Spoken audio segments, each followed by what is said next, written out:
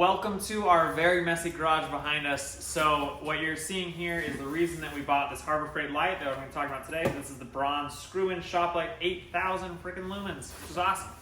So it's this little lock part here. It's just really weird. We have a socket up top to wire in just for a light bulb like this. As you can tell, the camera actually picks up really well, but it is relatively dark in here. So if you're going through on stuff this lower shelf, even the higher shelves, like you can't see, there's tons of shadows.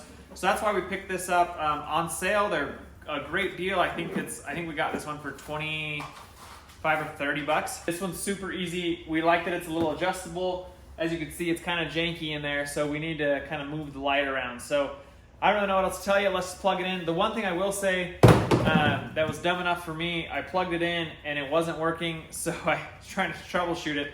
I realized there is an on-off switch right here, so make sure that it's on the little line there. But let's go ahead and plug it in and I'll show you the difference here. So, easiest light you'll ever install. Not really it.